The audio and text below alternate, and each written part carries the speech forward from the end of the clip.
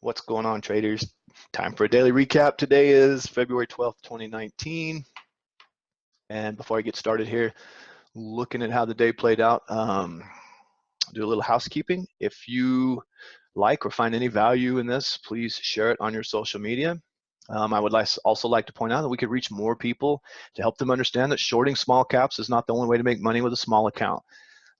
You can make really good money with small account trading options. Another thing that I'd like to point out is yesterday. If you have not watched yesterday's recap, go back and watch it real quick and take a look at what I said about the SPY. I said the bulls are in charge. It's going to do one of two things, right? We're going to come up and test this and double top and reject, possibly, or we're going to just come pull back and rip. But either way, the bulls were in charge. The shorts are, the bears are not in charge until we broke certain levels, right? So I want to show you something, and the only reason I'm showing you this is because I want you to understand that I don't have a crystal ball. I don't have all the answers, right?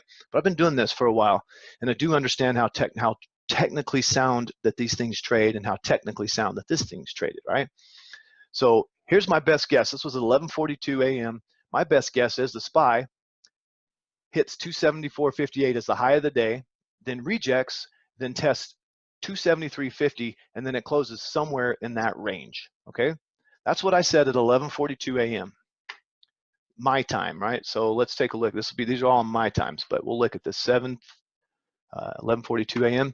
It came up and it hit, the high of day was 274.58, 52, missed it by 6 cents. And this was way down here, right, when I said it. This was right in here when I said it. And then it pulled back within like 20 cents. So the only reason I bring this up is I'm just trying to show you that, no, I don't have a crystal ball. I don't have all the answers.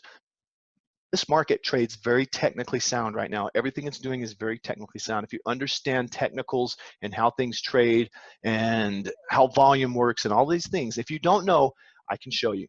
Let's get into some live trading.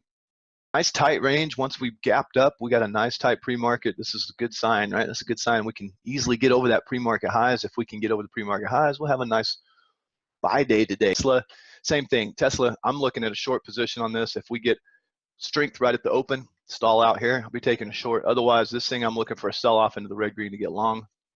Same place I got long yesterday, right around 312. That's what I'm really looking for. Amazon looking good, holding the 20, holding the gap, just holding this gap area. Nice tight pre-market range other than the gap, right? So same thing, if the Qs were to break down towards the gap, this thing's break down towards the gap, it's going to be in trouble. It's right at a double top, but look how it came up short, right? It came up short of the double top. I like that. That's usually a nice bullish sign. It comes up short, pulls back, holds. It's holding this pre-market gap, holding. It makes it nice. The odds of it breaking the double top are much, much higher. So if this thing can get over pre-market highs, yesterday's highs, we ought to have a nice run. This will help the Qs. So I've got a close eye on this. Hopefully that's what we do. I'd love to see a buy day today. It'd be nice to have a nice full long buy day. Netflix, I like it. We got a gap up. It's not very big, right? It's a pretty small gap up. We did get $5 out of it. And now we're pulling back. This would be my mark right here. I would love to buy this 347.53, a quick dip and then rip. Is what I would be expecting on this. I like this weakness. I like to buy this weakness. All right, so how it played out. Well, I discussed Apple, Tesla, NVIDIA. I just wanted to show you that in the pre-market plan, I go over a number of stocks. That's not even all the ones. I don't just trade these and I don't just cover these. I go over a lot of stuff. I go over overall market analysis and what I think can happen. But you'll see here, I traded Netflix and I traded Tesla, and I'll go over Tesla real quick just to kind of show you. It did pull into the mark that I was looking for right in here. It didn't quite reach it, but it got close, and then it ripped right up into this area, and it was close to that double top, and I sold all. I didn't share this chart today because I thought that this one was more interesting. I had some comments about, what's it like? Can you sell 100 contracts and all that stuff? So I wanted to show that one. I generally don't show my bigger trades. I just show my smaller ones, but I do trade 100 contracts. I'm sizing up on a regular basis. I had 2 strikes today, both of them with 100 contracts each. And the 360s, I ended up taking off profits on those, and I held some of them into the close. But I wanted to show you on this. This is what I did. It didn't quite reach my mark, but I could tell the way the triple Qs had done this. And this is what really makes this a nice indicator, is the triple Qs looking like it's going to fail, looking like it's going to come back and close the gap. It came back, and then it quickly started reclaiming. Well, that's right here where Tesla was. Tesla was right here falling apart. and the Qs started quickly reclaiming, and that's close enough to a gap fill. Sure, there's another buck, but I was counting on it ripping, and it did. Boom, I bought the calls, sold into the push here, quick, oh, I don't know, quick $1,000, quick $2,000, that's it, just like that. I don't know, 30 seconds, boom, out, in and out, quick $2,000. So that was Tesla. Now let's look at Netflix. What's up? This is Apple here. Didn't trade Apple, didn't trade Nvidia, I just traded these two. So here's how it played out on Netflix. The 355 is the one that I 355Cs and the 360s, right? So I took an ad on the 355s. I had some left over from yesterday. We got this nice pullback right here. Let's see where we're at here, right into the open here. First 5 minutes was that candle. Yeah, right here. So we got this nice big wash for the gap close. Boom, no hesitation. I'm pulling the trigger. I love it. It's exactly what I was asking for. It's the exact same setup that I was looking for. And boom, okay. So then I got the 360s. And then I like to use two strikes. I like to work a core on one and let the other one ride.